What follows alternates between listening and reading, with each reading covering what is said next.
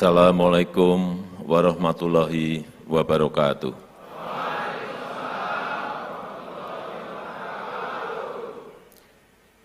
Alhamdulillahirabbil alamin.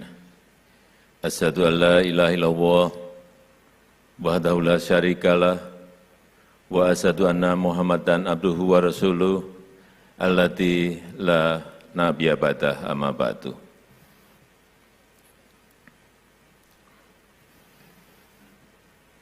Yang saya hormati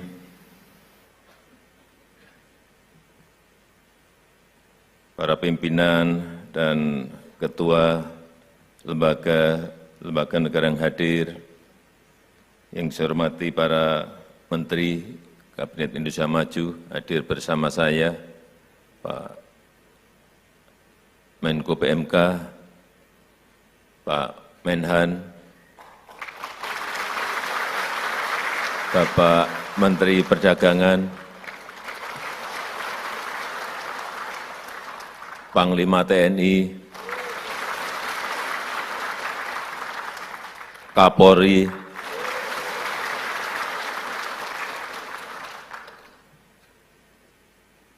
yang saya hormati Bapak Romo Kiai Sepuh, Bapak Kiai Haji Sultan Aulia,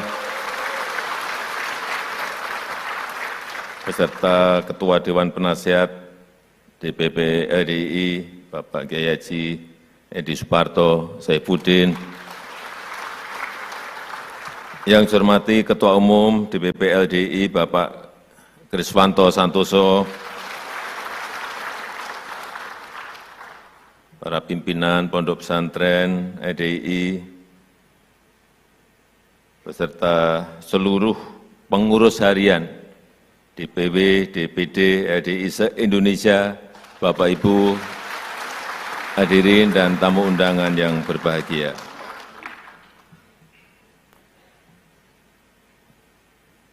Selalu di mana-mana yang kita bicarakan adalah harapan kita kepada Indonesia Emas 2045.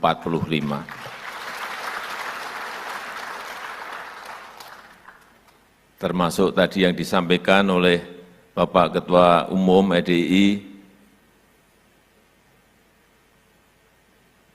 memang kita diberikan peluang karena bonus demografi tahun 30-an, 2030-an itu memang biasanya dalam sebuah peradaban negara itu diberi kesempatannya satu kali. Tinggal kita bisa melaksanakan, melakukan lompatan atau tidak. Dan kuncinya betul, Pak Kriswanto tadi, adalah di pembangunan sumber daya manusia.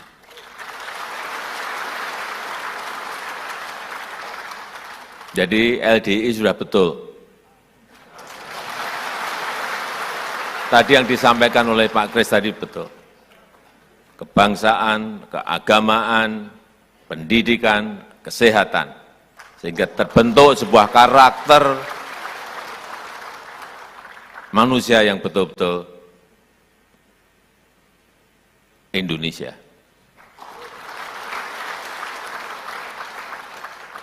Tapi menuju ke Indonesia Emas itu tidak mudah. Banyak tantangan yang harus kita selesaikan. Di Amerika Latin, banyak negara gagal melompat menjadi negara maju. Tahun 50-an, tahun 60-an, tahun 70-an mereka sudah menjadi negara berkembang.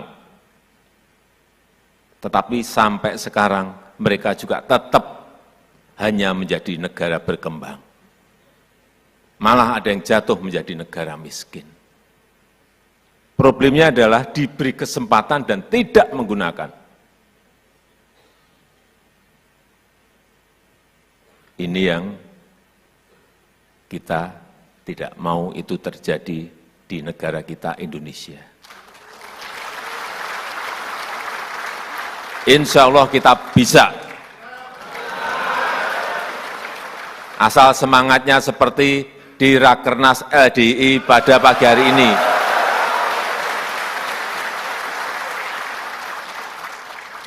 Ya karakternya memang harus semangat. Karena yang kita hadapi adalah tantangan. Oleh sebab itu sering saya sampaikan, 2024, 2029, 2034 ini adalah momentum yang sangat menentukan Indonesia bisa melompat maju atau tidak. Sehingga dibutuhkan kepemimpinan nasional yang kuat, persatuan yang kuat, kekompakan yang kuat. Tanpa itu, sekali lagi, tantangan yang kita hadapi tidak mudah. Tantangan global, ini justru yang banyak memang dari tantangan globalnya. Satu, ketidakpastian ekonomi global. Enggak jelas sekarang ini ekonomi global arahnya mau kemana.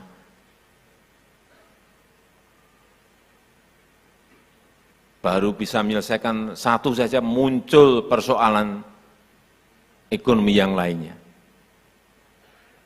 Sehingga sekali lagi dibutuhkan kepemimpinan yang kuat.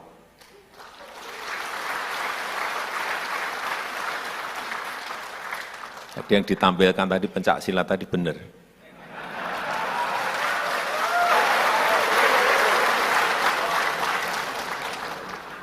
Karena ketuanya Pak Prabowo.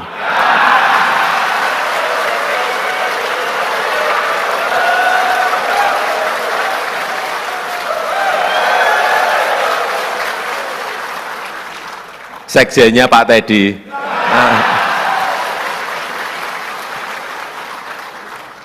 LDI kalau gini-gini itu pinter banget. Memberi simbol-simbol gitu loh. Jadi yang pertama, ketidakpastian ekonomi global yang sulit diprediksi, sulit dihitung, sulit dikalkulasi. Yang kedua, perubahan iklim yang juga sulit dihitung dan sulit diprediksi. Dulu kita kalau ada perubahan iklim, ya hanya dalam kata-kata, tapi sekarang sudah nyata. Kekeringan hampir di semua negara sekarang ini terjadi.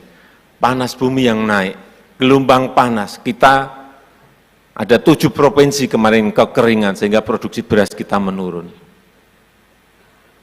Semuanya merasakan. Sehingga kalau dulu kita mau import beras, semua negara menyodorkan, Pak, kami punya sekian juta ton, kami punya. Sekarang ini mau import beras, tanya ke Pak Zulkifli Hasan, sulit mencari barangnya. Semua negara ngerem tidak ekspor beras untuk menyelamatkan rakyatnya masing-masing. 22 negara sekarang ini, kalau dulu ekspor beras, sekarang ngerem semuanya. Enggak ekspor. Sehingga betul, kedaulatan pangan, ketahanan pangan itu harus menjadi program kita ke depan.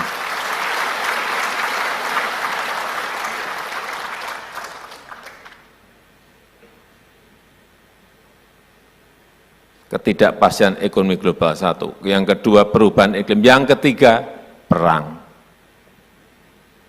Perang di Ukraina belum rampung, ditambah lagi sekarang dengan perang di Gaza.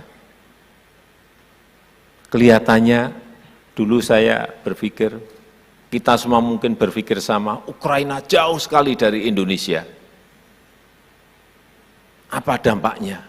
Nggak akanlah berdampak kepada kita. Ternyata dampaknya nyata dan ada. Kita impor itu gandum 11 juta ton per tahun. Ternyata 30% itu importnya dari Ukraina dan dari Rusia. Kapalnya tidak berani mengirim barang karena ada perang, semuanya stop. Bukan hanya di situ saja. Yang kedua, ternyata bahan baku pupuk kita itu berasal dari Rusia, Ukraina, dan Belarusia. problem yang kedua. Sehingga apa? Harga pupuk naik, sekali lagi import kita sudah besar, gandum 11 juta ton. Karena di Indonesia memang tidak bisa kita tanam gandum. Saya saat bertemu Presiden Zelensky saat itu,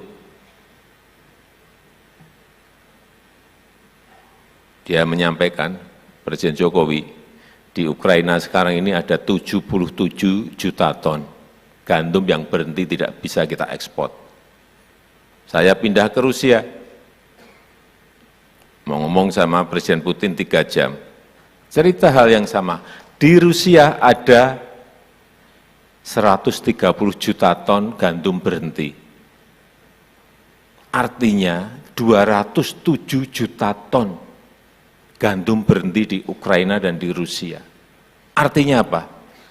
Ada negara-negara yang tidak mendapatkan bahan makanan karena perang di Ukraina. Kita tidak merasakan itu, karena di sana stop kita bisa mencari yang lebih dari negara lain. Perang di Gaza, hati-hati. Ini juga jauh, tapi tetap dukungan kita terhadap Palestina tidak akan surut.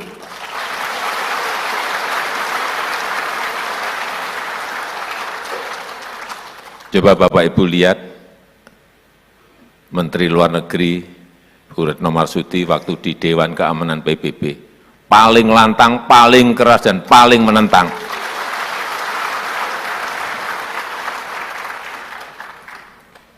Saya juga heran, Bu Menlu kita ini. Orangnya halus, saya kok di Dewan Keamanan galak banget.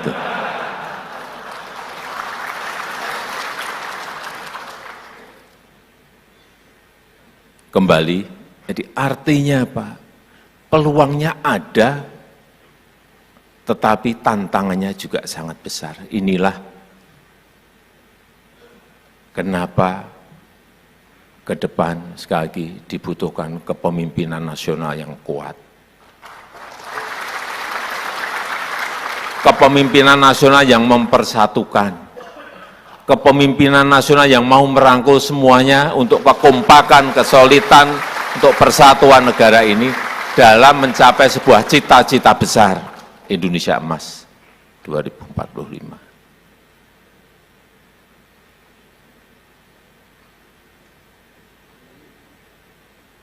Itulah tantangan yang ke depan semakin tidak mudah. Tapi sekali lagi, dengan karakter yang kita bangun, karakter SDM yang kita bangun, saya meyakini insya Allah kita bisa mencapainya.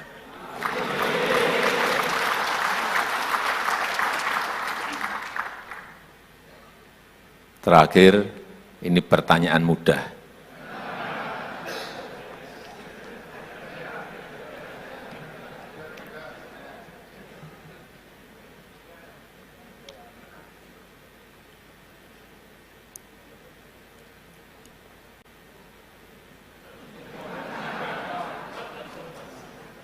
Jauh di mata, dekat di hati.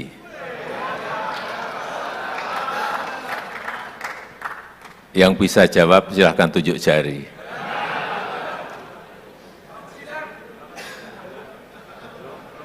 Ya, yang teriak boleh.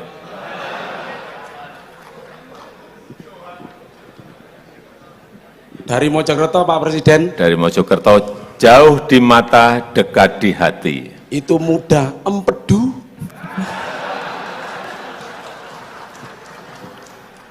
Kalau bertanya di LDI itu pinter-pinter semua. Betul Pak, betul, betul. Silakan duduk.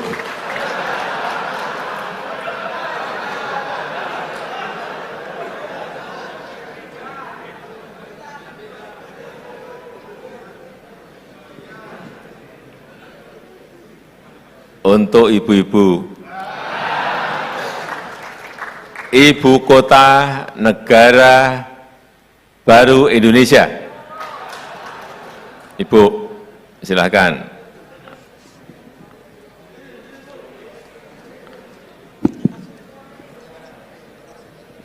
Ibu Kota Negara Baru Indonesia. Bismillahirrahmanirrahim. 2024 insya Allah IKN Bapak Presiden. Terima kasih.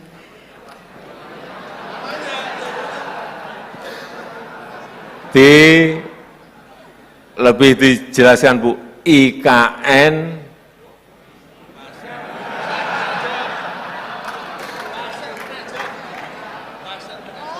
Nama kotanya Pasar Penajam. Terima kasih. Ibu Kota Negara Republik Indonesia. Ibu Kota Negara Baru Indonesia.